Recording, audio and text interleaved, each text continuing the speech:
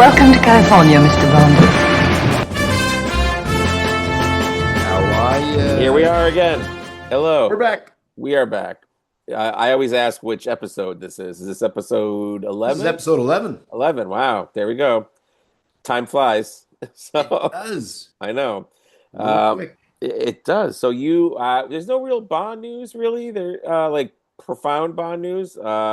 No, You were in Pennsylvania. Well, you are in Pennsylvania I right am in now, Pennsylvania. but I'm you currently. were at David Zaritsky's Bond stuff. So if you want to Yeah.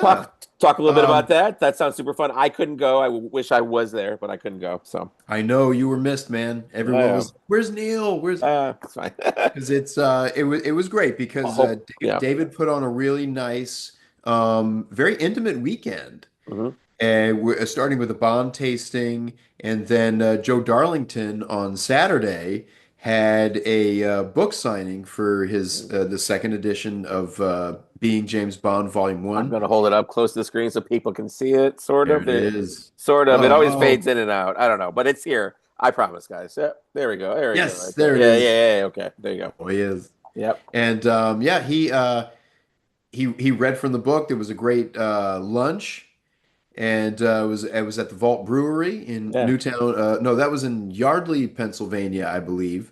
And then there was a little break in between, and then we went off and did the Thunderball Happy Hour Nice. in Newtown, Pennsylvania. And then afterwards, we went to the Newtown Theater and watched Thunderball. And I got to see a lot of great and wonderful people in the Bond community, and got to hang out with friends that I had been, talking to, that we'd all been talking Yeah, to on social media, people that I had been talking to social media, but met for the first that's time cool. last year at Gather All. And there's only one thing that I have to say, and it's me apologizing to everybody that was there at on Saturday at both Joe Darlington's reading and the Thunderball Happy Hour. When the pizzas came out, I Oh, there's had pizza there. I love pizza. that was some amazing Okay. pizzas, and Yeah. man, it was delicious. I'm actually getting hungry thinking about it, but Yeah. unfortunately, one of these pizzas disagreed Oh. with me. So for like the last hour of the signing, when everybody was hanging out there, my stomach was doing somersaults and cartwheels, Yeah, and probably alcohol and pizza is probably not always the best mm, combination. So, I mean, I tied one on the night before. yeah. Thanks, Ken. And and I was there with my brother Chris. The style is my bond, and without him, kind of taking me from place to place, I don't know. I would have ended up Yeah. Friday night sleeping at the restaurant or something. Yeah. But no, I woke up the next day feeling fine and everything. There was this one really really spicy slice of pizza, and I'm a Hmm. spicy guy. But for whatever reason, I don't know. Something, and yeah, it could have been the alcohol. And I didn't actually, I had one beer Saturday, and that was all I had, the only Oh. alcohol I had all day Saturday. And even at the happy hour, Joe Darlington came up to me. I had a club soda and lime, and he goes, "What you got, a gin and tonic?" It's like, I No, can't lie. absolutely not. No, no, I'm sorry. It's just club soda. No, it's because that whole rest of the time until the end of Thunderball, when all of a sudden I went, "Oh, I feel better." Uh, I was I was in rough shape, Yeah. and I didn't want to miss out on the weekend. I didn't want to not see anybody. I didn't want to, because I was meeting new people too. A few folks were like, "Hey, I listened to you guys' show," and that felt really nice. Hmm. And getting to hang out with David, and who really threw an excellent Hmm. James Bond weekend. Um, I didn't want to miss out on any of that, and I also didn't want to go around and tell people, I don't really feel all that well. I Yeah. didn't want to get sympathy. I didn't want anybody to go, "Oh, what is this? Is this Oh, guy drinking too much?" Or sorry, my dog is barking. Sorry, excuse me. hey, Okay, sorry. that's all right. There's No, someone but dropping a no, package but off in the I background. just because there were people that I was like Ryan from Mason and Sons. I remember I had some really great conversations with him, and there were a few times where I said, "Oh man, just stay in the moment and really focus on your buddy here," and because Yeah. I people were probably seeing me sweat too, and there were times I had to Well, it went run with to the the tropical bathroom. theme of Thunderball, so it went with Yeah, but the. I just, like I said, it's an apology because I didn't want anybody. There were times where I kind of went off into the corner of the room and I sat by myself, and I didn't want anybody to think All is that I forgiven. was, didn't want to talk to people or didn't want to hang out, or even if I was talking to people, if I felt a little off or strange, it had nothing to do with the conversation or anything. It was just that was an interesting slice of pizza. Well, there you That's go. all I'll say. But All is forgiven. delicious, All is nonetheless. forgiven. It was All is delicious. forgiven. It was all good. And like I said, David put on an amazing weekend. Thunderball was great. If anybody was at our Thunderball screening at Culver City, they showed the same amazing looking 4K Well, print, which it turns out Joe at the Bond Enthusiast informed us that the version that we saw, because it's got the different line of dialogue in the yeah. Shark Tank and there's different music at the end from what we're used to, that's the British version. Okay. And as opposed to what we're used to for years, the American version, which Okay. is the other version. So I thought that was kind of cool. But yeah, all in all, a fantastic weekend. Had you seen Thunderball? No, I'm kidding. Only just the one, no. Okay. Was this your first time? I've seen Thunderball for the last like 6 months. I've seen it like 4 or 5 times. So I think I'm. Luciana was making fun of us. She goes, "You two have seen Thunderball Uh, more than I have," well, she and told me no. so She told me she saw Thunderball. I love. This cracked me up. The night of Thunderball, she told me she had seen Thunderball over the last 6 years like 5,000 times, and I was like, I'm not surprised. So yeah, I believe it. yeah. Yeah, but I'm gonna give Thunderball a little rest, I think, probably for a few years because I've A seen little it bit. in the Yeah. last 6 months like 5 or 6 times. So Yeah. uh, I watched it the other day because oh, my nephew put okay. it on. He goes, "Uncle Steve, I want to watch Thunderball." I said, "Okay."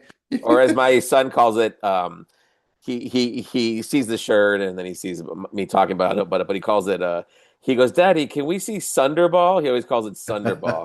So we call it Sunderball in our house. So Oh, that's cute. That's awesome. well, it sounds like a great time. Sounds like a fun time. It was. It was Yeah, really yeah. good. It was really, really good.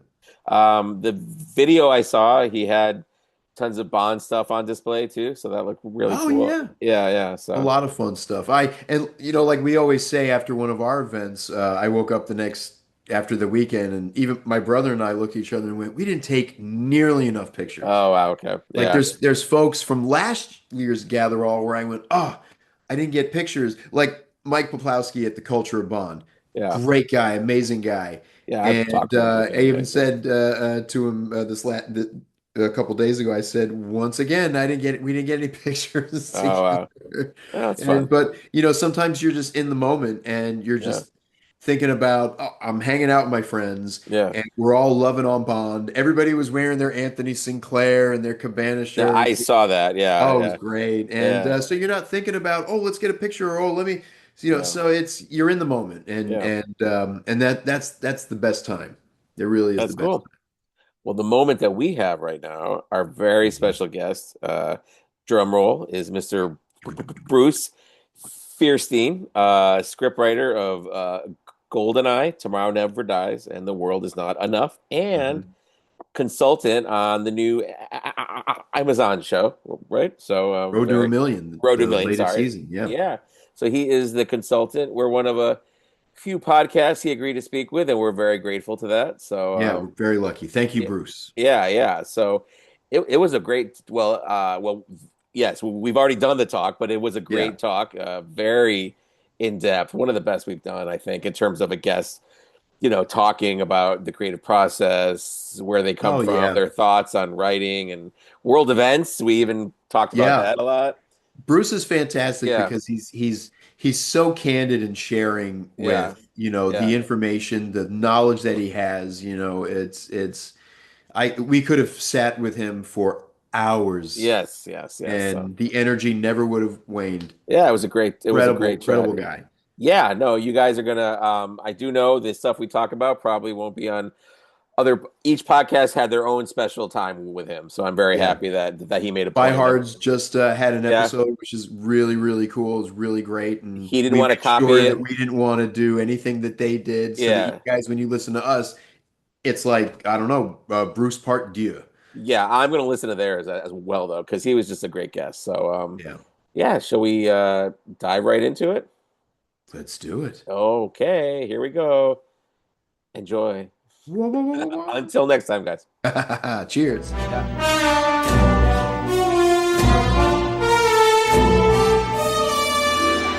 Hello, everybody. Here we Hi, are. hi, hi.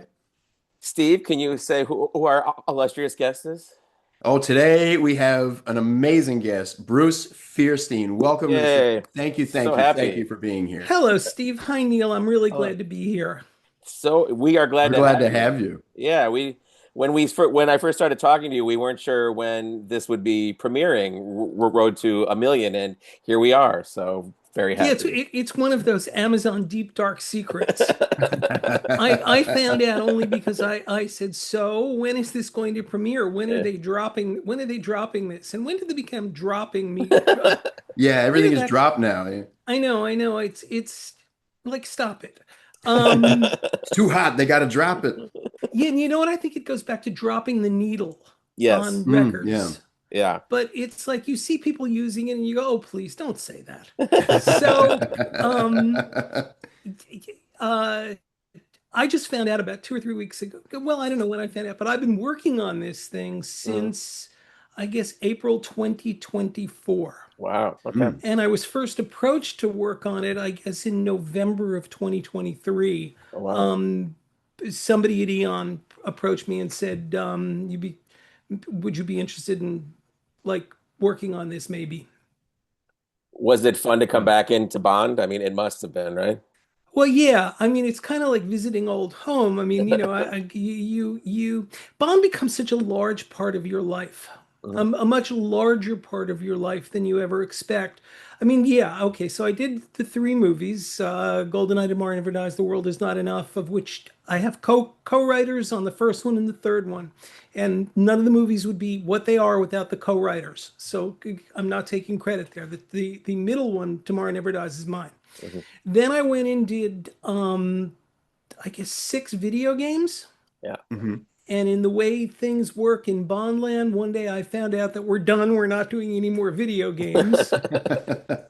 And over the years, there had been various things that had come up. I mean, I gave some big speech for Barbara and Michael at a uh, uh, uh, Will Rogers Award, and the things over the years. So, Mhm. but the truth is, it's always there. I Mhm. mean, it's there in good and bad ways. And as I've said to my children, it's like, I'm sorry, but yeah, Bond kind of like sits over the house like an 8,000 pound gorilla. Yeah. Um, it's like I remember early on, very, very, very early on, my insurance person calling me and saying, and was it my insurance person? No, it was my lawyer who said, well, there's good news and there's bad news. So what's the good news? The good news is that you got a screen credit on James Bond. I said, okay, what's the bad news? The bad news is that for the rest of your life, all your insurance rates are going to triple. What do you mean? Well, because if somebody trips outside of my house, I'm just some schmuck lawyer. If somebody trips outside your house, it's James Bond. Yeah, there Yeah, you oh go. yeah, yeah. So you kind of like, okay, you roll with the punches. It's a Although I good, could tell you the crazy, it's funny. I was thinking about doing this morning. Well, what do you want to talk about? Like, should we talk about the series? Then I can sure. tell you the craziest fan Yeah. story ever. Oh yeah, absolutely. So Yeah. what? So why don't you just tell us about the show for this season, what you did, and we'll just take it Okay, from there. the premise of the show is that eight cup pairs compete for to win £1 million. And the amazing thing about and the thing about it is that it's really kind of smart and it's all taken out of Bond. So there's some physical stuff that and settings, the locations. There's Bangkok, there's Mexico City, there's the Bahamas. And you kind of like it's not quite there's somewhere in the I want to say Chamonix, the one of the and by the way, I see you have Steve, I see you have the dam behind you. Yeah. The I'm dam wearing the makes socks too. It's doing the Yeah. same thing on my socks. well, the dam makes an appearance in this. Oh, cool. Oh, I And the saw in the trailer. Yeah. yeah, and the people who did it, I are incredibly smart. And it there were times when I was watching it and during the editing phase and things like that, and I was going, I can't believe they're doing that. I wouldn't do that for £1 million. Yeah, I don't think I would. No, I mean, there's stuff where you look at it and you think to yourself, my God, there's no way you would get me up there or down there or in there, um, even for £1 million. And you think about it, say, well, if you think about it, you're completely surrounded by stuntmen and you're completely Yeah. surrounded by rigging Yeah. and everything else. And you're actually not going to die at the top on the antenna at the top of that building. Yeah. But still, I mean, I'm agoraphobic. I could never do it. It's something I have I in am. common with Martin Campbell. Campbell is Hmm. agoraphobic. Oh, Oh, really? really? Yes, the two of us really kind of like, is it agoraphobic or is it what you call it? We're heights, fear of I believe it's heights. I agoraphobia. think so. No, it's vertigo. It's Oh, Alfred where you start Hitchcock is getting like kind of vertigo. the spins? Well, it's not the spins, but it's kind of like I, I don't want to be here. And Yeah. Yeah, I don't blame you. And Campbell was the same thing, which is why all throughout Campbell's movies, there are always scenes of people at heights, because to him that's the most frightening thing. So that's why Oh, in GoldenEye we ended up with a fight at the top of the Oh, the Arecibo antenna. Yeah. antenna thing where he falls down and kills him. Or and the jump, the famous damn jump. So Martin was always that same thing, and so the reality series has that. What did I do? Um, I was brought in to help in a small way to help knit it more into Bond world. Mm. cool. That's good. Yeah. And whether or not I succeeded, the audience will decide. But I had a great time doing it, and as I said, all of the people involved, the production company and Amazon, they were all great to work with. So I think it's 8 episodes, and it starts Friday night. Wow. Oh, definitely good. When you told us that, hey, I worked on the new season.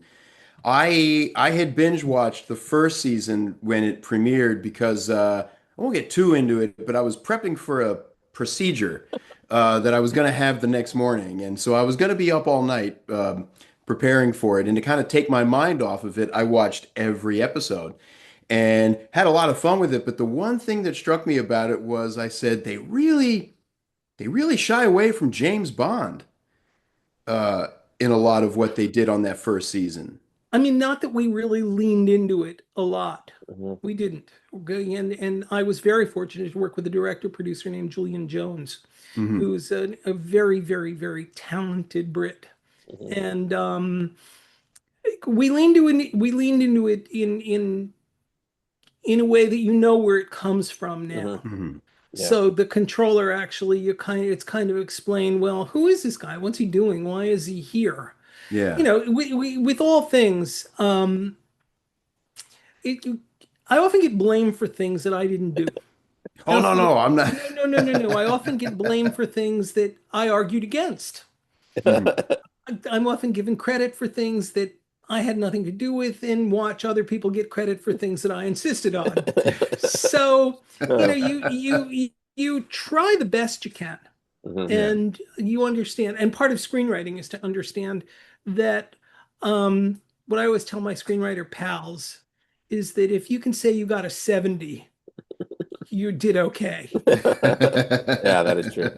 Because unless you are Paul Schrader, or unless you are a writer director, the Coen brothers, Mhm. Mhm. you're never going to get everything you want. You're always going to hear something different or whatever. But on the other hand, I was always blessed because the people I worked with, the actors, for example, would take whatever I wrote and just knock it out of the park.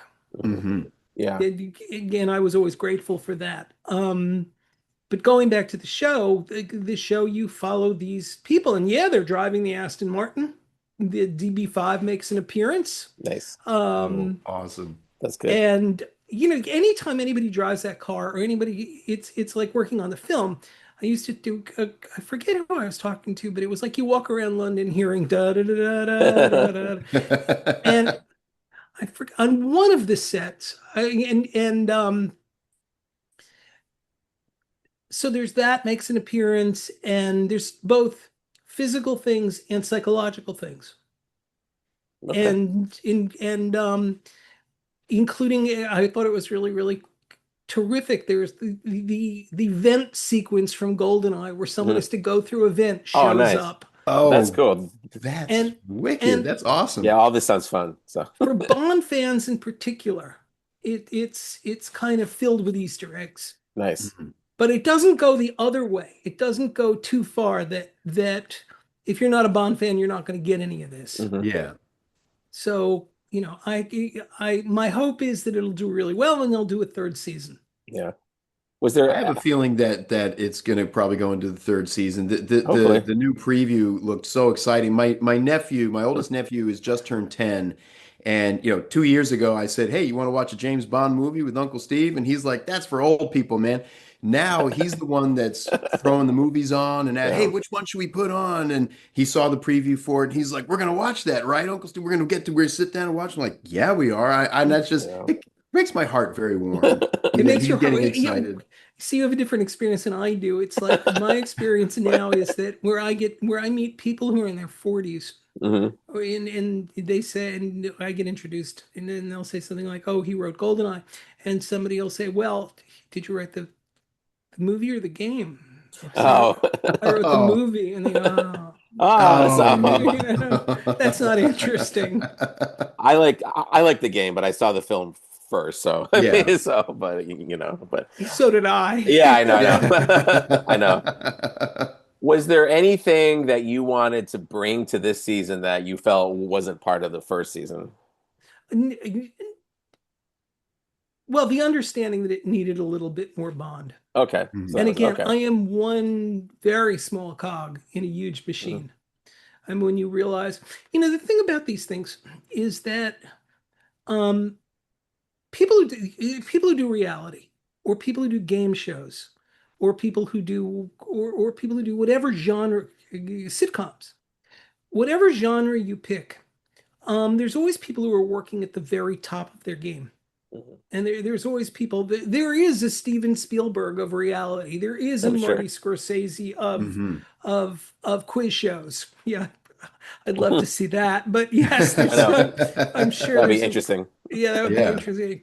What are you talking about? What do you mean? You want to give him the question again? Um, Wrong answer. You die. But there is that thing, and these people were working at the top of their game. Mhm. Mhm. And there's like, the crew is a couple hundred people. The crew is as many people working on this as there are Oh, on wow. a major motion picture. And it delivers on that premise of that. It delivers on that thing of Bond, of Mexico City. Nice. Again, and not only Mexico City, but kind of some kind of gun involved thing in a hacienda outside of Mexico City, Mhm. and driving in the Alps, and cable cars, and climbing to the top of buildings. So it delivers on that stuff. And that's why I think Bond fans will like it. I hope so. Mhm. Were the I content? still got a kick out of the first season. I mean, I know there was like kind of, it seemed like it was a little, they shied a little bit away from Bond, but I have a real soft spot in my heart for that first season because it got me through a very anxiety-ridden evening, and I had a great time watching it. And I started, especially the Bone Brothers and those guys, and start following their lives on Instagram, and it was just when it was all over, I remember feeling really good. Like, hey, that was because I'm not a reality show guy at all. And I walked away from it looking forward to seeing more. Yeah. Yeah, I And mean, here's the thing about this. Okay, so it's 8 episodes, 40 minutes each, 30 minutes each. This isn't your whole life. This yeah, isn't No. this isn't like we're betting the whole franchise on this. yeah, Until the next movie comes out. This is a nice little, you hear the Yeah. theme, you see the cars. Yeah. yeah, I mean, that's kind of it. And it Yeah. yeah. works Were you on until, set? Were you no, on set? No. No. Okay. I was Hmm. not, there was no need for me to be on set. Okay. I mean, Were one the of the things, yeah, I mean, I was on set during all the movies, Yeah. Hmm. Oh, and cool. obviously spent thousands of hours in conference rooms and recording studios on the games. Hmm. So that, yes, But Okay. I mean, basically the way these things work is that you have the contestants and the contestants do what they do, and then you come back in and you intersperse other stuff. Okay. And Mm. you figure out what the cliffhangers are and that kind of. Yeah, I worked on a reality series for one of the Bond executives, believe it or not, but it was it's called First Dates, and it was produced by Ellen DeGeneres, Mm. and it starred who did it star from? She's got a talk show right now. I should be able to get this right, and she was Uh, in E.T. oh, Drew Drew Barrymore. Drew Barrymore. Barrymore. And it was Yeah. and it starred, I'm sorry, and it starred Drew Barrymore. And Drew Barrymore was wonderful and terrific and sweet. And kind of like everything you've ever heard about Drew Barrymore Yeah. was like Hmm. she was giggly and fun.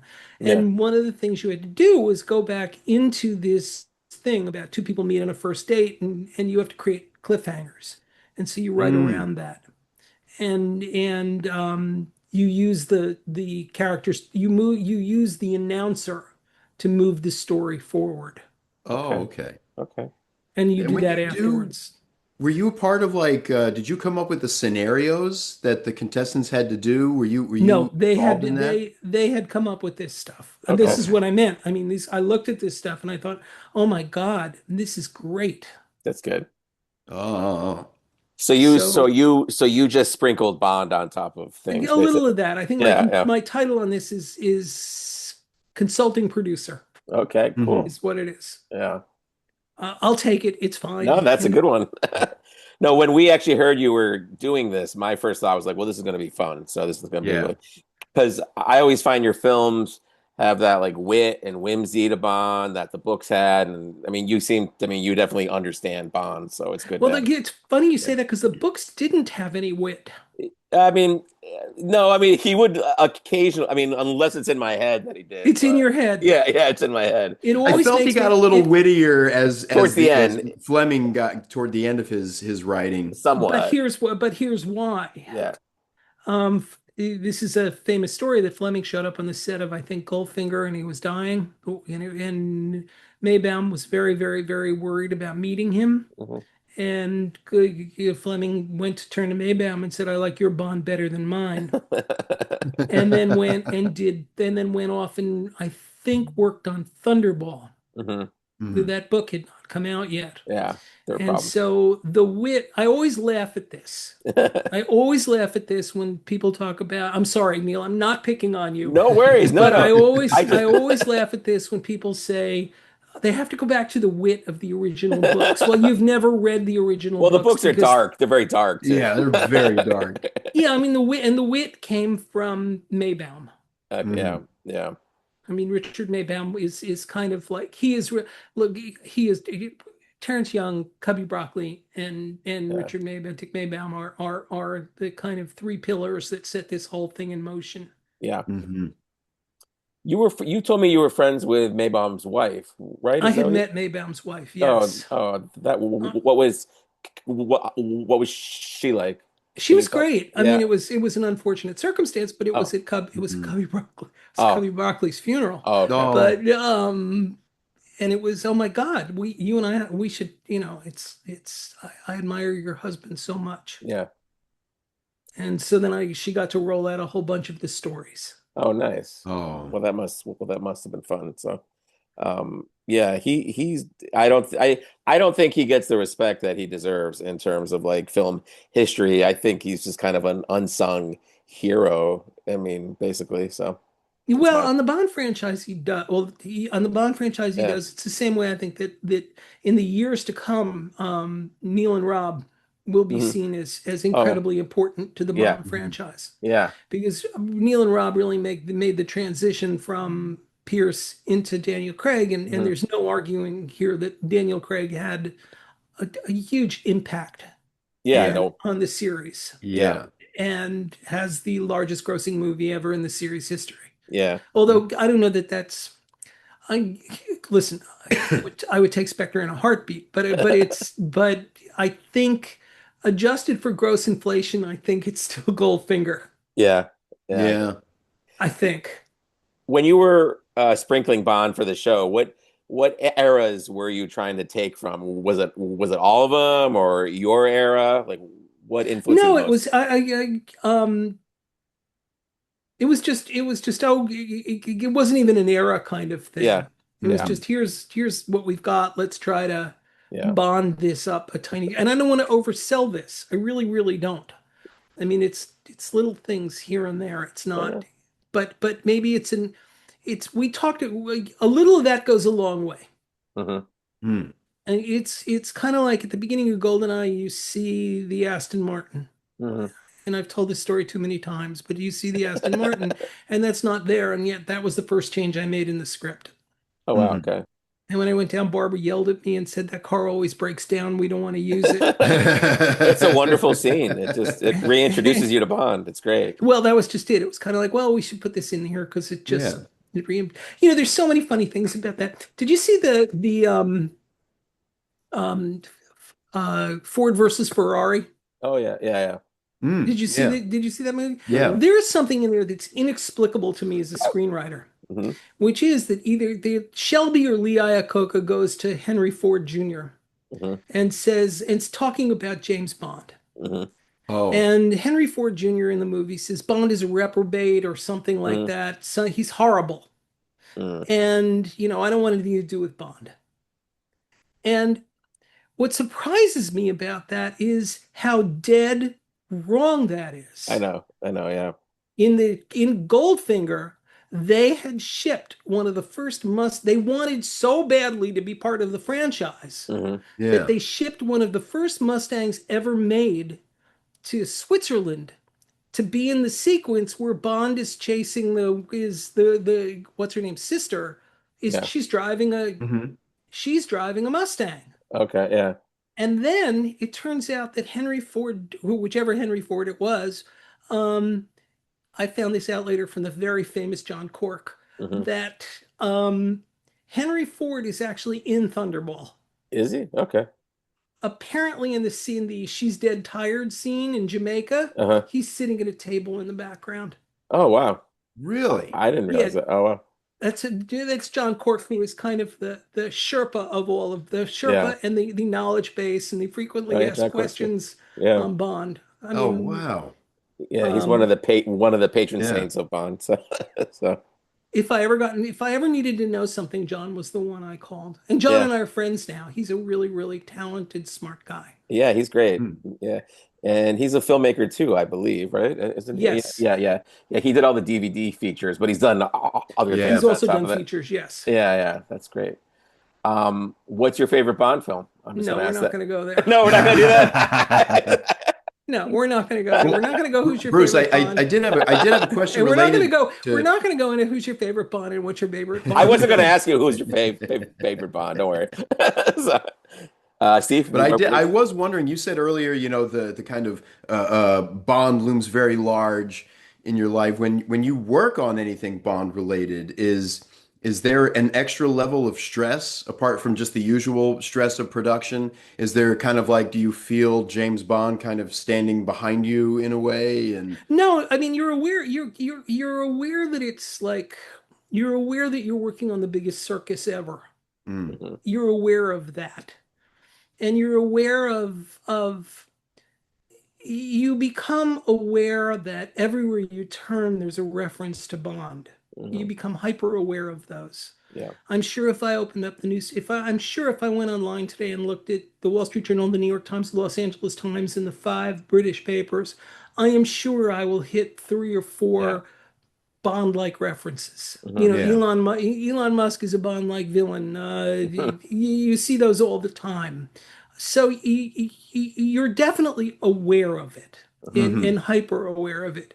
Are you thinking about now you're working on the thing, you're not really thinking about legacy or the import of all this. I Mhm. mean, I don't it's not a job because it's the most special job in the world. Mhm. It's not just a job, Yeah. but you're not kind of, and every so often you do turn around and think this is neat. Yeah. There's no question you think there's no question it's cool. I remember once one of the movies, the armorer Mhm. had laid out all of the weapons in the movies on a long table. Wow. And and this is screenwriting. It's funny. Bad screenwriters go and they put the name of the gun in. They'll say, he's carrying a Smith and Wesson 45 with a 9.8 millimeter NATO approved. And you look at this and you go, fuck nothing.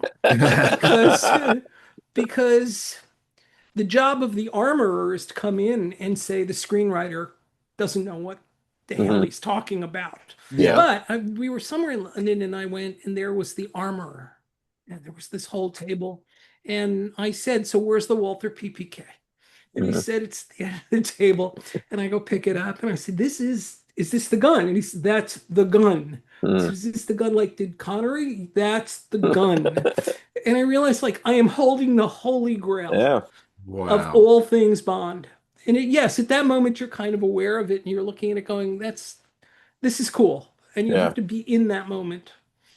Yeah. Oh, what a moment, man, too. Whoo! It's holding history. On the other hand, in like your hand. I had said before, I'll tell you the craziest fan story ever, Oh yeah. Go for it. which was I was making movies in China, having nothing to do with Bond, and I got invited to this city called Changsha, and Changsha is a relatively small Chinese city the size of Chicago, and Relatively small. relatively small. And I'm at a banquet, and there's a table at the front of the banquet that looks like it's the size of Mississippi, and everybody's seated around it. And I am sitting with the publisher of Variety and Subna Redstone and the editor of Variety, and there've been all these people. So there's 12 of us at the table. And I look up, and out of the corner of my eye, I see someone like halfway across the room coming towards us. And I don't know why. I turned to the person next to me and I said, look, somebody is coming and you're going to have to get me out of this. And the guy looked at me and said, what are you talking about? And I said, I can see this. I know the look. This is a Bond fan. Oh, you're right. He said, do you hear this? Do you hear this, jackass? He thinks we're in China.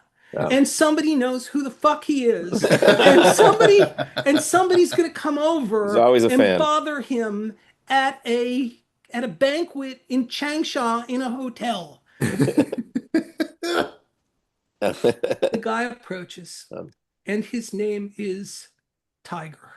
Of course his name is Tiger. Oh, wow. Yeah. And he's got posters for me to sign. And he's got DVDs for me to sign. And he's got books for me to sign. And I'm being really good about all that. Of course I'm being good about it because there is no Bond without the fans. It's all great. It's please, thank you for spending them. Thank you for caring. Thank you for being there. Thank you for watching the movies. Thank you. And then he says, I want a picture. I said, of course I'll take a picture. I'm glad to take a picture. So first there's a picture of me and Tiger. Then there's a picture of me and Tiger and his girlfriend. Then there's a picture of me and Tiger and his mother and his girlfriend. And so like, his dog, and then his dog. And this is going on, and there's like 9 pictures. And I'm thrilled. It's okay. And it's Tiger, we're going to eat now. Thank you very much. I really appreciate it. This is great. Enjoy your meal. Well, no, we snuck in. It's okay. I'm not going to say anything. Thank you. I so appreciate it. And I do everything but bow. And I sit down at the table and they go, and they're kind of like, oh, that was a one-off. You set that up.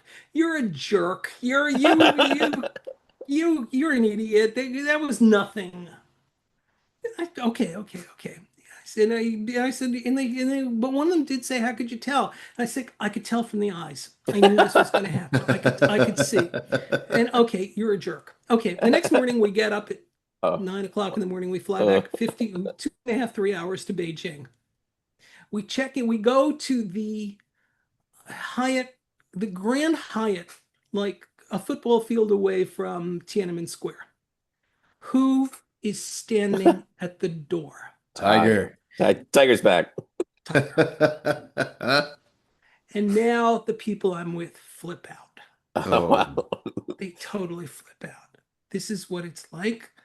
And I say, Tiger, and I say, I have it easy. Just imagine what it is to be Pierce. Just imagine what it is to be a face. I'm nobody. And the guy turns in one of the people I mentioned turns and says, "Do you want us to call the police?" Uh, I said, "No, I can handle this. This isn't a problem. I'll take care of it."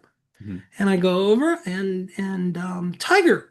He says, "Yeah, how did you find me?" And he said, "Well, I figured you were going to be at one or another hotel, and I found out you were going to be checking in here, and can you sign the photos?" And I said, "I'll be delighted to sign the photos. And I'll sign all your photos. Let me sign them." And I'm signing You're them. very I'm signing nice. photos. And I said, "Now, Tiger, I'm going to allow me to do a favor for you." And he said, "What's that?" I said, "You flew here from where? You flew here from Changsha." He said, "Yes, yes, yes. But thank you for that." I said, "Okay, you're going to allow me to do a favor. I'm going to walk you to a taxi cab, and I'm going to get you in the taxi cab, and I'm going to pay for your ride back to the airport." Oh wow, that's very good. And I put him in the cab, and I told the driver, "Take him." And so, I mean, that's kind of like that's the crazy. That was like Yeah, it's weird. I mean, there's all sorts of weird things that always happen on these films, but that was like that's the one example of this, or this is what it's Somebody or got on my a plane to follow yeah. you. Have you heard yeah, from but it's him Bond. It's since? not me. Don't confuse it. It's not me. It's Yeah. Bond. Mm. On Have, the other hand, my wife and I were once in Bangkok on a shoot with everyone, and my wife, who's really, really independent, turns and says, "Okay, we're here for a couple of weeks. You know what? I'm going to go off and I'm going to go like explore the northern part of the." No, you're not. yeah. No, no, no, No, you're not. You're not leaving the bubble. What do you? Come on, come on. No, you're not leaving the bubble because I'm not going to be the one whose spouse gets kidnapped. This isn't going to Oh happen. yeah. no. Yeah. I'm not going to be the one who anything happens to.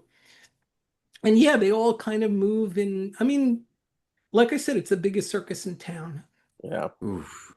Have you heard from Tiger since then, or was that the last time? No, that was the last time I've Okay. heard from Tiger. Thank Okay, that's God. I, yeah, here he is now. No, I'm just of joking. course, it's like knock on the door. Hi, Yeah, I've got more pictures He's now. gonna be at one of the screenings. yeah, Yeah, no, no. no, I assume, what it's look, it was no big deal. I gave Neil and Rob's address and phone Oh number. yeah, yeah. There you go. Just go talk with them. Just So. just go, it's leave me Hey, these guys alone. would love to talk to you. Yeah. Yeah, they'd like you to move in. I am Answer sure all they've your had screenwriting questions. I'm sure that. Yeah, I'm sure they've had problems I'm too. sure So. they've had crazy. It's funny that Mm. it is really funny that I once met Mark Hamill. Mhm. Oh wow. And it was in passing, and something about the first question he asked me was, "Is it as crazy for you guys as it is for us?" Oh man, I'm sure he gets Oh, it. Yeah. And I said, "Probably not. What I get is probably nowhere near as crazy as what you get, but it's interesting." yeah. Yeah, we've experienced like because we do bond nights and you see all kinds of passion, let's put it that way. So you see a Yeah. lot of people, everyone is so into it, but different people have different ways of seeing Bond. It's definitely interesting. So Yeah. you know, And then when you see when everyone's together and they're sitting in the theater, yeah, and it's very for example, positive. when we did Thunderball, Luciana's there, the smiles Yeah. on everybody's faces, it's like, yeah, It's- Yeah, and that's what that's what it is. that's probably my favorite Bond movie. Oh, really? Now I Thunderball. will tell you, Oh, Thunderball. I thank you. love Thunderball. Oh, I okay. love Yeah, Thunderball. And Thunderball's Barbara great. Broccoli used to accuse me. She used to say to me, "That's the only Bond movie you've ever seen." It's a great movie. It's very It well. is a great movie. It's very Yeah. fun. It's like the epitome of like style and action. I mean, it's. Oh, yeah. I mean, people love Goldfinger, understandably, but I like that much more. So Yeah, Yeah. I mean, I just think that I just look at that and go, "There's so much in there that I wish that I yeah. had done." Although on the other hand, it was John Corkable. People recently pointed out to me how there's something really crazy in that movie, which is that he walks away. It's like Bond is in the swimming pool, and release the sharks, and the cover goes over, and they all leave. Like, why didn't he turn around and Yeah, say, "One of you should stay here and make sure that like the sharks eat him"? yeah, I know. They're just like, wait, where'd he go? I always felt because Largo had just had a drink poured for him. He was Oh, like, "Wait, I well, have a drink." I've And finished my drink. I know, but it's all of the Austin Powers conceits. Yeah. yeah, when you wrote, Actually, I had a real. Oh, I'm sorry, Neil. But I had a what's your question question? because you had mentioned watching Thunderball. There was so much you'd wish you had done. Was there anything that you had come up with for any of the Bonds that you worked on that you didn't get a chance to do, or that didn't make it in any of the movies that you Yeah, were really excited to see? there was one dialogue exchange that didn't make it into the movies, but it was I'll tell you in a minute. But also the original in the original script for Tomorrow Never Dies, Bond was supposed to climb an ice fall to Hmm. get up to where this Arms Bazaar is. Oh, okay. And I had this thing where he gets to the top, an ice fall is a frozen waterfall, and he's using pitons and he's going up to the top.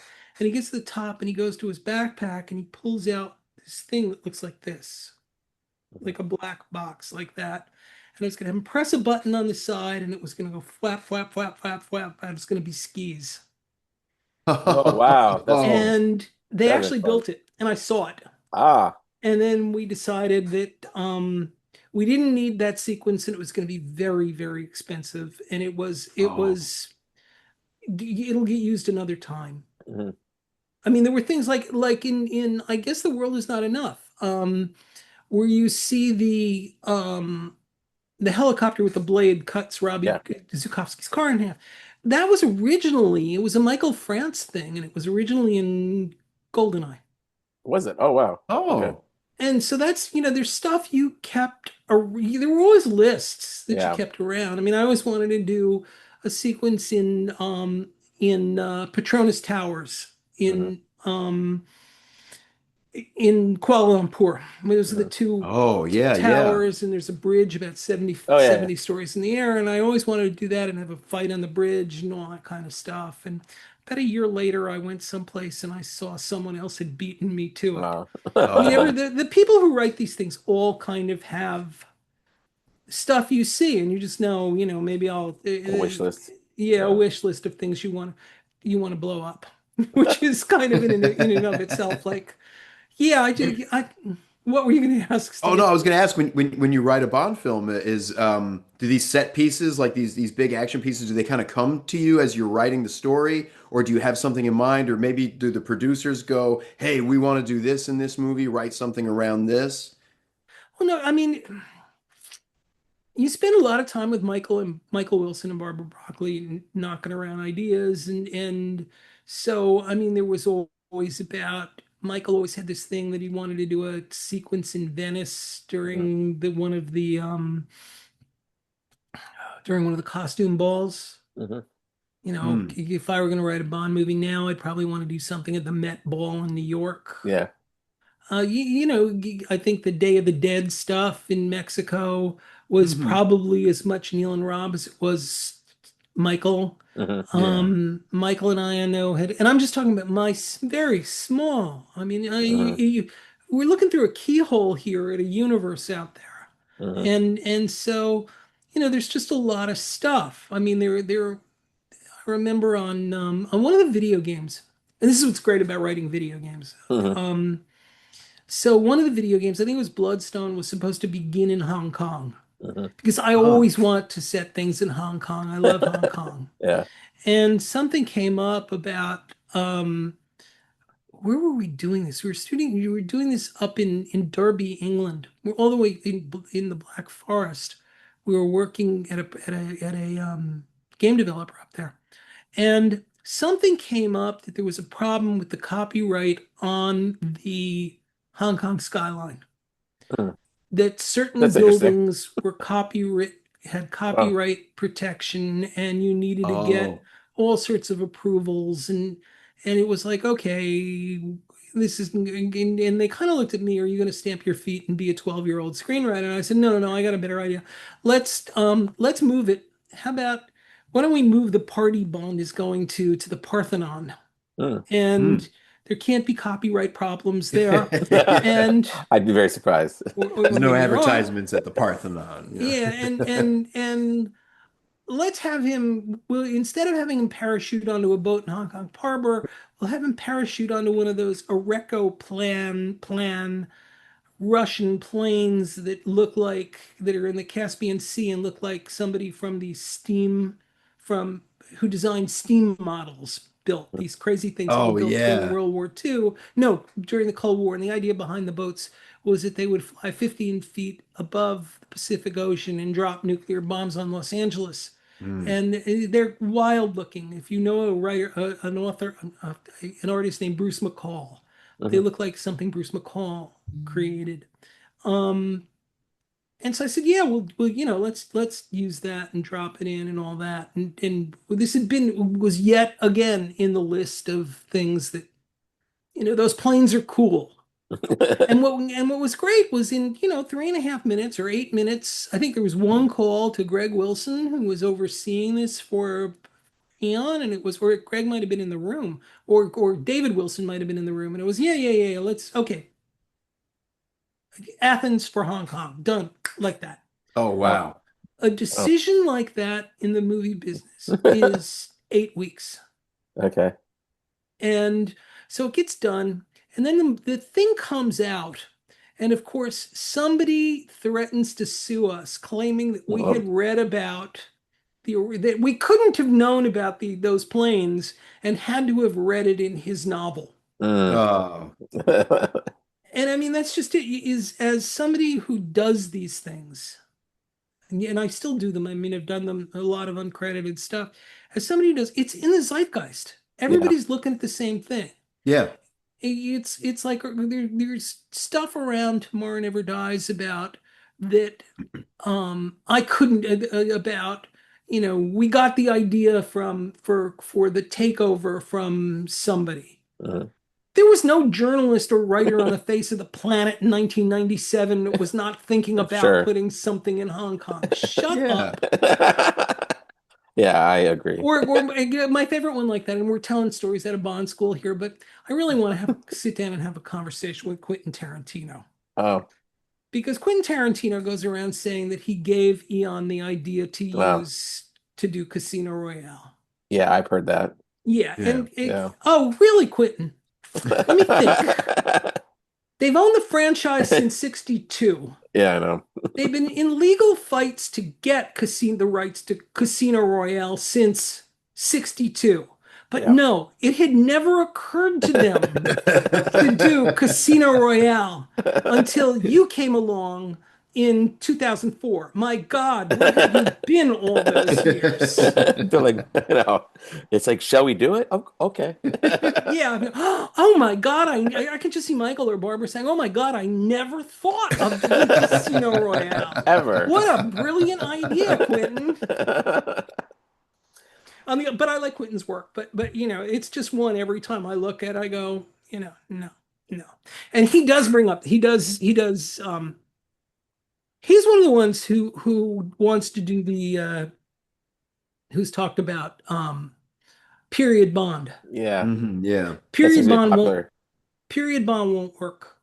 And I why do you? agree. I think it's a good concept. It'd be hard though. It'd be really hard. What It do you it think? it won't work because the mystique Hmm. of a jetpack Hmm. seems clownish Hmm. if you do it now. Hmm. Hmm. It would be clownish if you set the film in '72 Hmm. Yeah. and Bond picks up the first cell phone and says, "Oh my God, what's that?" The audience is And going to be all, sitting there. There's this thing called the internet coming. What? Yeah, and so you get but all screenwriters are faced with everyone who does this now is faced with the huge problem of cell phones. um universal surveillance. Mm. Hmm.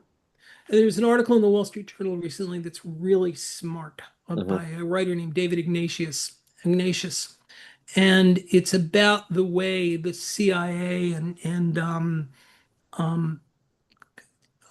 contractors, contracting companies, people who supply companies that supply stuff, um, have such problems now in that the idea of a secret agent is almost impossible. Mm. That how are you going to create a cover story? Hmm. Because of the Wayback Machine, what are you if you think Hmm. about what it will take now to create a LinkedIn profile, a fake LinkedIn Hmm. profile, and to make it look like it was there 20 years ago when Yeah. you have all of this stuff. Or, I mean, we all live in Los Angeles. I assume your block is like mine, that if you walk down the block, there's 9 Ring cameras. Yeah, yeah. Yeah, yeah, yeah. And so it was this thing about the article is really smart because it was talking about the problems with gait recognition. What I mean by gait recognition is the gait that you walk at, GAIT. Hmm. Hmm. Okay. I have a camera from I have a there's a company called Hike Vision in China that supplies all of the, and I have a couple of their cameras because I had used them when I had been introduced to the company when I was over there, and I really like them, and they're amazing cameras. But there's all sorts of software in them that are crippled here Mm. that does gait recognition, facial recognition, the whole thing. I mean, I Oh, can't wow. I don't want to access that stuff. I'm not that interested.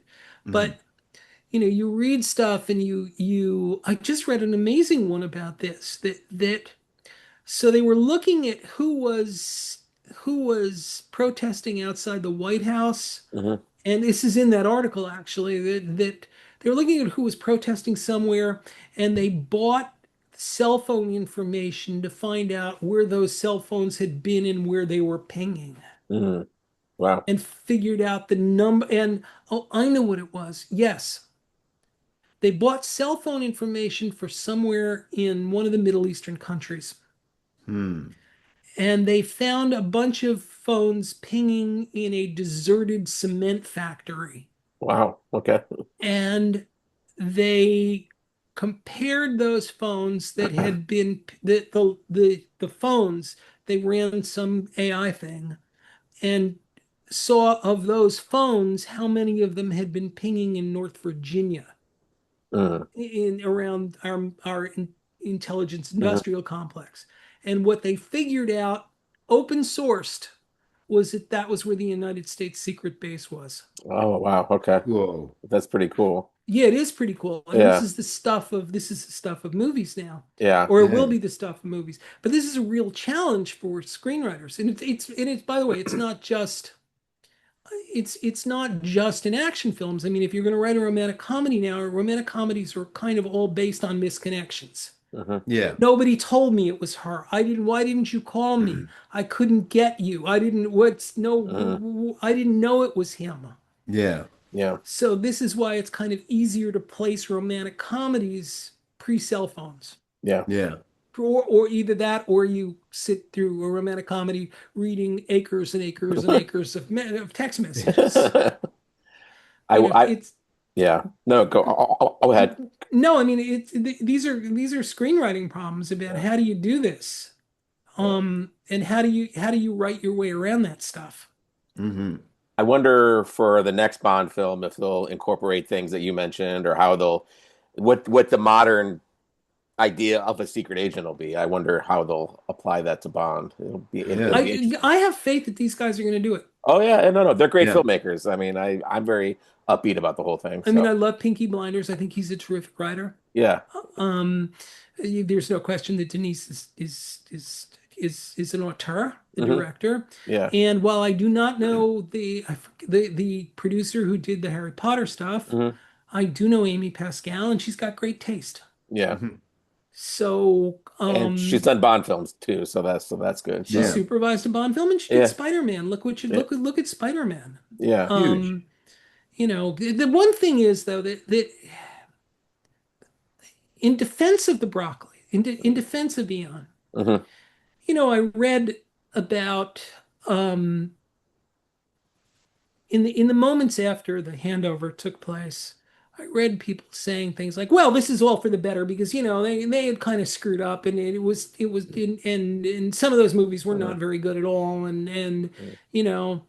And you got to know that's really the forest for the tree, missing the forest for the trees. hmm, Because the truth of the matter is that they kept this thing alive for yeah, 60 years. yeah, Yeah. definitely. And then, starting in 1995, when it got passed on to Barbara and Michael Wilson and Barbara Broccoli, they took it places no one could have anticipated. They made Hmm. it Yeah. bigger, more relevant, and kept it alive. And so, you can argue that Octopussy and no one will necessarily disagree with you, that Octopussy isn't a great film. It's fun. It's got fun stuff, I enjoy it, but it's it's like popcorn. it's not Casino Royale, Yeah. No. Yeah, I once had a conversation with Cubby about the opening of Octopussy where the plane flies and Oh then yeah. runs out of gas. Fill her up, please. And I was sitting somewhere where it was one of the very first times I met Cubby. I ended up looking at him and saying, Bond doesn't run out of gas. What was that about? And he looked at me like, what are you doing here? Who are you? Who are you to tell me? Bruce, that's Um, actually great because I wanted when you said, "Oh, I don't want to see Bond as a period piece." I'm someone who does not want to see period piece Bonds in terms of the films going forward because, like you said, Bond doesn't run out of gas. And I've always believed that, and it's believed it is. He proves it time and time again. Bond is a character who lives in the moment Mhm. because he may have death for breakfast, so he's not thinking about yesterday. He's thinking about now Yeah. and what's going ahead forward. And it would be interesting, yeah, to maybe see like Yeah. maybe a one-off, or they do the radio. BBC does the radio dramas with all-star casts that are period adaptations of Fleming, and those are great. Those are a lot of fun. But so many fans have mentioned, oh, I want to see period pieces because then the movies won't be woke, or we can just go back to, blah, blah. Well, no, if you do a period piece, then all you're gonna be doing is addressing contemporary things Yeah. in a period setting. And, you are gonna get period movies with Bond. You just gotta wait 5, 10 years.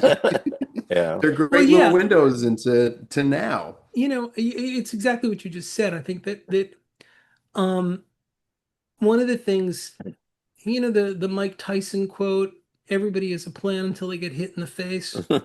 Yeah. Yeah. Everybody thinks they can write a Bond film until you actually have to sit down and do it. Mhm. Yeah. And and one of the things about listen, I remember once saying that what we should do is we should hire, I think it was Spielberg, Scorsese, and Coppola, give them each $50 million, go off and make your Bond movie. It would be interesting. It'd be It would, Yeah. and yeah. Thank you very much. Is the reason you're the screenwriter and not the producer. We'll get back to you and maybe hire you again after we fire you. Um, but the thing is, it really is. If you think for a minute about, you go back to 1972, let's just say, Mhm. and somehow Bond gets involved in Watergate. Mhm. Or you go back to 61 and somehow Bond gets involved in the Profumo scandals, Mhm. or you're gonna do, or whatever you're gonna do. Um, you have this double problem of, yeah, he saved the world, but I didn't know it's kind of like the thing in video games about the uncanny valley where it's not comfortable. Yeah. Mhm. And again, you go back to that other problem of, um, if you're going to make a movie today contemporarily, you get to you live in this moment, and for better or for worse, you draw on the moment, Mhm. Mhm. and you draw on Bond doesn't smoke cigarettes. Mhm. This is what it is. Yeah. So you're going to go back to 64, and how are you going to balance off smoking and Mhm. drinking? And a couple of years ago, I got asked for somebody to, I was writing about, I was asked, I spent many years at Vanity Fair, and I was asked to do something about Fleming and what was my favorite Fleming something. And I went and read Fleming's book, not Forbidden Cities, but it Uh, was something, Whirling Cities? yeah. Yeah. Yeah. Yeah. And I The went travel back book. Yeah. and I went back and read the Hong Kong section. Racism does not describe Yeah, yeah, racism, No, I know. Yeah, I know. the colonialism. first sentence of that section is whoa. Yeah, Yeah, and then you he's look pretty at what hardcore about it. Yeah. and then you look at what he was writing about Harlem, Yeah. and what how do you I just think you open up a door here that Yeah. brings unsolvable problems. What, he's going to have Q is going to give him an electric car in 1968? I, I, I I mean, I think people think like, oh, they have a perfect idea of what the books would be like to adapt, but like you said, they're very dated, and I mean, I love the books, but they're very dated and some very sensitive things in them. yeah, and then, Yeah. but Yeah, and then you just get into that thing about like, again, what are you going to do about what are you going to do? The most obvious question is what's going to be the event, and what are you going to do about Q toys? yeah, What are Mhm. because if he's the rule of a Bond villain is that the villain should be able to do anything that someone could do with an unlimited amount of money mhm, at this moment, yeah, 6 months into the future.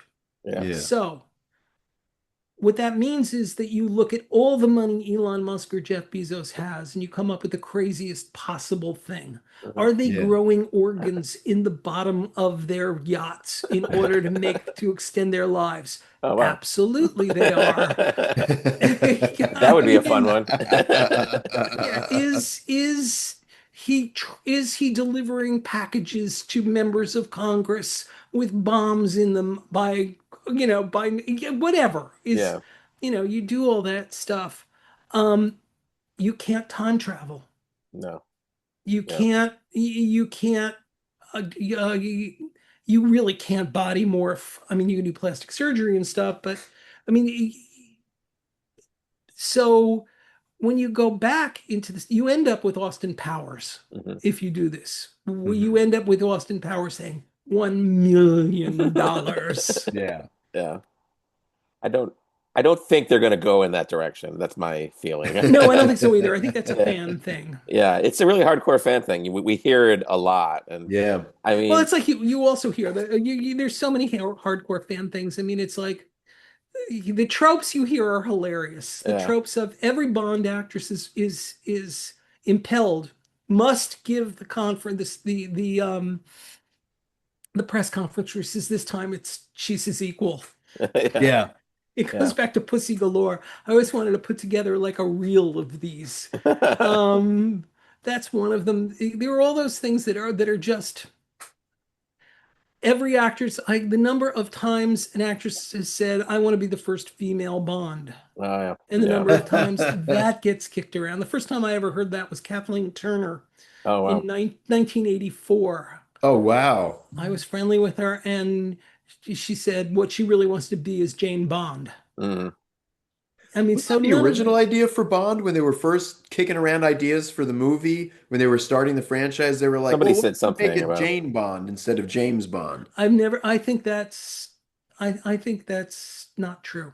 Okay. It could just be a I made up thing. I, I Yeah. think that um Because it seems, even for 1962, that seems a bit of a wild idea for, why would you do that in 1962? yeah. Why? Mm. It's not in the zeitgeist. You've Yeah. just bought these novels. Yeah. Hmm. You've managed to plant a story that JFK is reading them, which was not true. Oh, yeah. And I've heard that too. Oh, His you know, it's PR people Peter. may have come up really? with that. Yeah. Well, yeah, Huh. it's the equivalent of it's Obama. Well, this is what starts Hmm. Obama with the NBA, the what you call it, the playoff, the playoffs. Oh Yeah. God, I'll come up with it. What are they The called? playoff. What's Oh, like the All-Star game no, or the The college playoffs? basket. Oh, the the No, NCAA. draft? no, I'll get it right. It'll I'm I'm, sorry. I'm not a I'm I'm not not a a sporting man. I'm not a basketball no, but fan. okay. This is the equivalent of Obama's people coming up with Spotify playlists. Oh, okay. Yeah. Okay. I see what you mean. Yeah. This is where it starts. Hmm. And so it was the story I heard was that Pierre Salinger made this up in order to make make Kennedy more of the people. Don't Yeah. forget, I mean, I've he read was that. Yeah. a rich Boston Brahmin who Yeah. spoke with a very particular upper class Hmm. Boston accent that you don't hear anymore. Hmm. Yeah. And Yeah. so it was their idea to make him more of a man of the people. I think Mm. Fleming met him. Didn't they meet? That they were at like a dinner, I think, at the White House. I think he was there. That's what I read. I don't I know. don't know. I Yeah, I don't think they know. met once, I think, but yeah, but I do know that helped him. That helped both of them at the time that it was recommended. So Yeah, you do that. I mean, they do that all the time. yeah. And I'll come up with what it was. There's a name for what Obama did with the it's the basketball thing that starts with all the teams and it goes down to one in the center that wins. And Okay. why I can't remember this morning, I was up too late last night. I'll come back to it. Okay. I'm gonna Brackets, the research. brackets, the brackets. Oh, okay, okay, yeah, Okay, yeah, okay, yeah, yeah. okay, yeah. But all So it's these like that. presidents, all presidents do that in one Mhm, way or another. Why do you have the World Series team come to the White House? mhm. Hmm. I Yeah, mean, true. the Super Bowl team, why do you get it? It's For anyway, people, yeah, forever they have tried to find a way to make the president, whoever it is, seem more of a normal guy. yeah. I wanted to ask you, when you're writing a script, how much of Fleming do you take from, and how much is your own sense of Bond? There's nothing left from Fleming. Yeah, I know. Yeah, Mm. okay. There's nothing left from Fleming except for Bond. Hmm. So, I mean, he's the master, and it's all. I mean, the movies say so and so, whoever it's going to be, but so and so presents Ian Fleming's Hmm. James Bond, Yeah, or so and so presents Daniel Craig as Ian Fleming.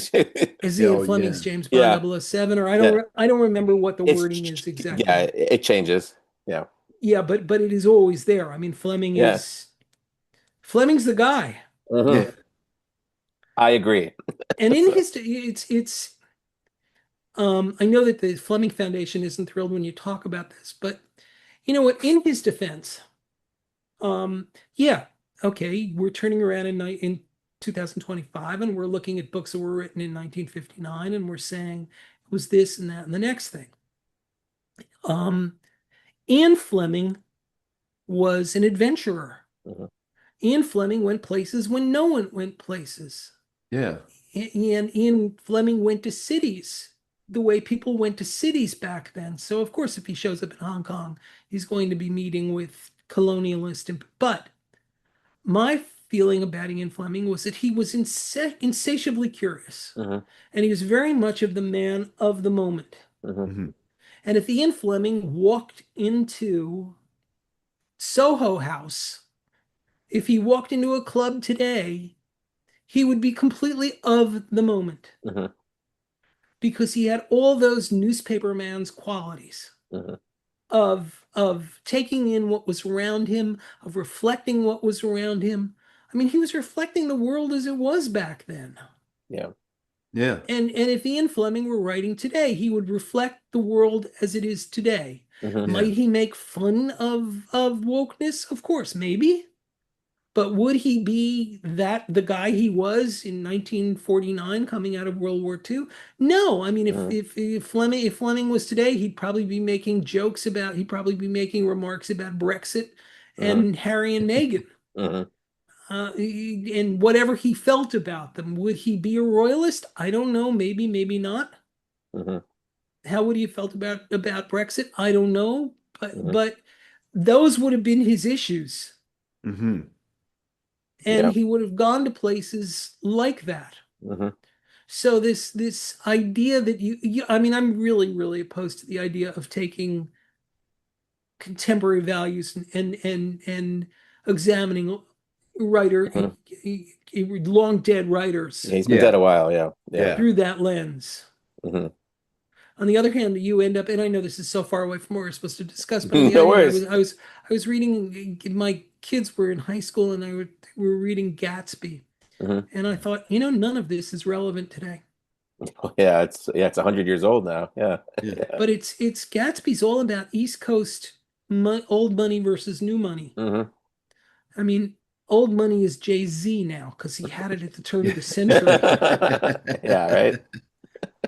I mean, there are no Rockefeller, there's no kind of old money the way Yeah. there were this whole thing about um, Daisy and Buchanan, her husband, being from old money and going around and smashing things up. Hmm. Well, who in America does that today? Yeah. The Bushes are not, the Bushes, George, the first George Bush maybe belonged to that, Yeah. Mhm. but George W. Bush is playing golf in Dallas. Yeah. Yeah. It's not the same thing. Yeah. Yeah. And I'm not being critical about the president here. I'm talking No, about no. this is not we're not into politics here. I Yeah. know. Yeah. Yeah, I mean, and surely you would look at you well to go back to the Kennedys, you would look at the Kennedy family today in whatever form you look at it in. It's not the old money No. Boston Brahmin. Yeah. One of them was married to Andrew Cuomo. I mean, Yeah. Oh yeah. Oh yeah. That's right. Yeah. so it's not. Anyway, we're in a different world. Yeah. I'm sorry to have gotten off track No, like it's good. this. No, No, no, no, you're no. right. That's a I, great answer I because believe. it helps explain, why. I mean, I've never personally thought Bond would work as a period piece Yeah. in continuing the film franchise. It seems like it pulls the rug out from under any kind of momentum that continues to go and Mm, just brings up way more problems. Yeah. uncomfortable issues in something that's supposed to be a sweet distraction for a couple hours. Yes, and then where do you go? Where do you go with the next one? Yeah. Yeah.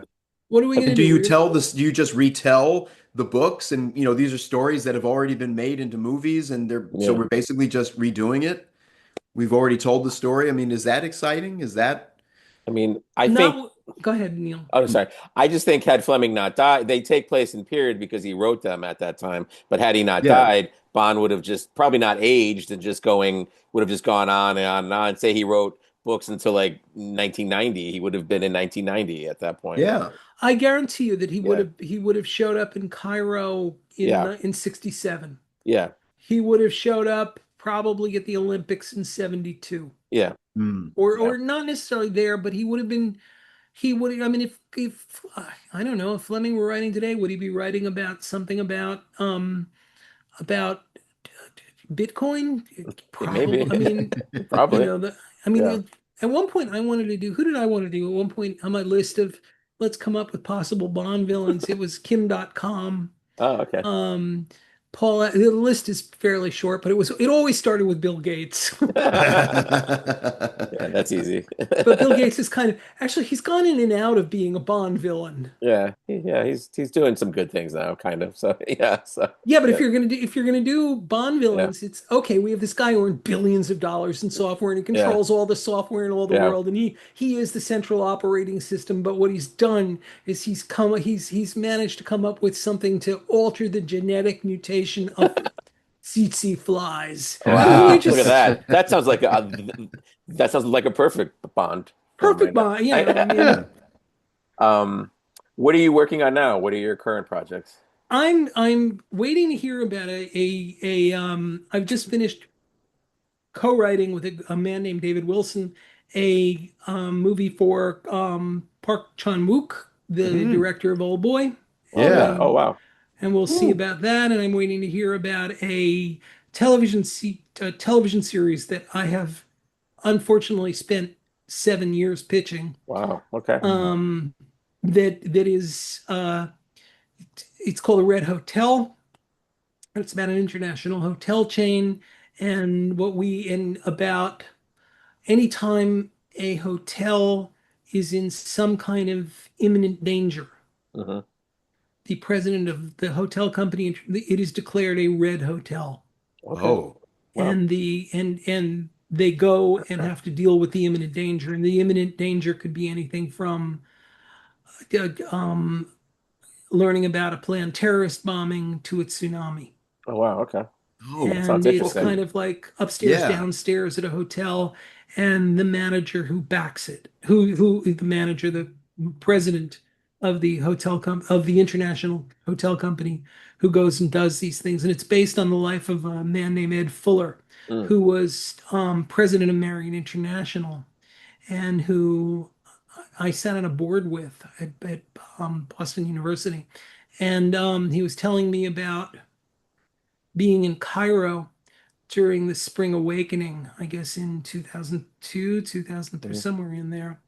and there was a march on the Marriott Hotel there, Mhm. um, to create all sorts of havoc and kill people. Or just there was a riot and there was a march on the hotel, and Ed flew in and was responsible for getting all the guests and employees out.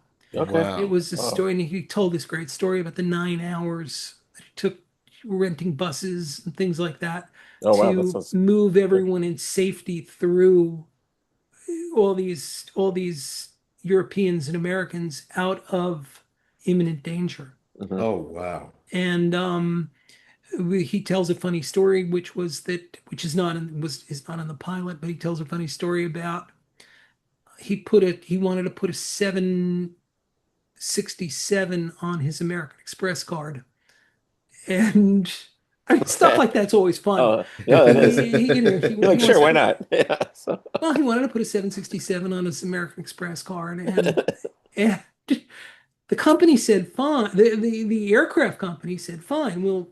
Yeah, you can rent the plane. Here, give us your credit card number. And American Express turned him down. Oh wow. And he Wow. picked up the phone and called American Express and said, if you don't approve this charge, we're not going there. No one's going. If you don't approve this charge, no one will ever be able to put a charge. American Express will come out of every Marriott hotel around the world. We will no longer accept your cards. Oh Yeah. wow. Okay. And so, Ooh. so sure enough, they took the charge. And Yeah, I I mean bet. stuff like that about and great stories about during the Iraqi War. Um, there was a point at which you may or may not remember, but there was a hotel there they were all staying in. They were broadcasting from I think I in remember that now. Baghdad, inside the green zone and all that. Yeah. And the administration or the Pentagon approached all sorts of companies about taking it over, running the hotel. Hmm. And yeah, he went in on a C-131 and corkscrewed his way in, came in, Wow. and they decided not to do it. Mhm. But Hmm. I mean, it is interesting. And one of the things that's interesting about this series is that we don't realize is that um, not my friend, but there is an interface between hotels of every nature, of by every ownership, Mhm. and police and intelligence and the crown jewels are who's checking in, what credit cards are they using, um, and it's especially dangerous now, or especially wanted now because you could take like Palantir could could look at the incoming guests who've booked for the next 3 months and who and correlate that list with who knows what. Yeah. I mean, this is actually where you would go with a Bond film. You would Yeah. say we have this guy checking in under this credit card here, but it turns out that the bio information on this credit card matches this burner phone that was bought. I mean, in other words, the only way to do this is to actually use all this stuff. Yeah. Wow. I'd watch it. I mean, it sounds Yeah. sounds really good. It Oh sounds my And very God. Yeah. thrilling. yeah, I mean, you end up having to. One of the fun things about Bond is having to is that you actually do look at you start reading DARPA, you start reading every Mhm. crazy. I once post 9/11 Mhm. when the United States government when entities in the United States government reached out to Hollywood to come talk about terrorism. Mhm. Hmm. I was in that group. Oh, okay. And um I remember once being and I remember once being at something where we're we we were looking for a piece of information. We were talking about something, and somehow a piece of information came up about the terrorist's handbook, Mhm. Hmm. which is on 4chan or something like that, or Mhm. it's out there, and it's basically how to do really bad things. Mhm. And I said, "Well, I'll get it." They said, "No, no, no, don't do that. Don't do that. You'll burn your computer. Don't." I said, "Are you kidding? If anybody looked at what I've been looking up at, Oh yeah. Yeah, I'm I mean, sure if you you looked looked at at some. some things. Yeah. Yeah, I mean, if you look at my search history, it's like put this guy in a room somewhere and don't give him anything. And you find, I mean, you always find crazy stuff out there that's it's there's a oh God, there's a researcher at MIT who puts out a monthly newsletter. It's always filled with interesting stuff to look at. And what DARPA is doing is Bruce Schneier is his Mm, name. okay. And you can Schneier and you can sign up for Okay. his newsletter. And it comes out on the 15th of every month. And he's do Bruce MIT newsletter, security newsletter, and you'll find it. Okay. I'll look it up. And at Yeah. one point, was first introduced to it like 20 years ago when he did something. It was called the Bond plot generator, Okay. Oh, and he had a contest every year. Which, funny enough, this conversation has been all over the place. But at No, least we're it's not great. It's discussing great. like. No, I love it. This is no, great. this is fantastic. Most But I in-depth one haven't. we've done. So I mean, so Michelle Yeoh and I have stayed friends over the years, and when during the run up to the Oscars and all that, it was a dinner party, and I was afraid that I was terrified afraid that I was going to have to speak. And fortunately I didn't have to. And but just before it, I thought, oh, wouldn't it be fun? I'll go to Chat GTP and I'll tell it create a Michelle Yeoh movie for me. Create a Michelle Yeoh movie for me where she's an insurance investigator. Create a hotel movie for me where she is an art thief. Create and I did four of them. Oh. And they were like Bond-o-matic. It Really. was like each one of them, it was like she does this, and each one of them ended up, and in the third act, she ends up in a breathtaking challenge using a combination of her beauty, her brains, and her street smart Nice. kung fu skills to defeat the villain. And that's That's like great. each one of them, yeah, well, yeah, okay, great. So I'm not afraid of ChatGPT because of any of that stuff because I always think while it will, you can feed it come up with a bond, Hmm. and it will come up with a bond, but it won't actually come up with. First of all, it won't come up with bond. Hmm. It won't unless you prompt it. It won't come up with Q. Mm. It won't come up with any. I'm talking about what I'm talking about actually is if you said it will never do the original work. Yeah. Mm. It won't. It's incapable of. And this was again. This was Eon and Dan Jack and Q doesn't appear in the books if No. I remember correctly. Mhm. So those people got together and came up with and created this world. Hmm. They created a world of there's an armorer slash quartermaster who Hmm. hates Bond. Hmm. There's M was in the books. Yeah. So there is a head of M who is a father figure. Hmm. There is a secretary to M who has a crush on Bond, an unrequited crush on Bond. AI isn't going to give you that. Yeah. Mhm. AI is going, if you say to AI today, give me the plot of an art spy movie, it'll come up with something, but Yeah. it won't create the whole Christmas tree and it won't create the things that Hmm. truly make it. It won't come up with Mission Impossible. Yeah. Mm. No, that's why we need people like you to write it all out. So That's sweet of you to. Well, no, definitely. another man has the Oh, job yeah. these days. Okay.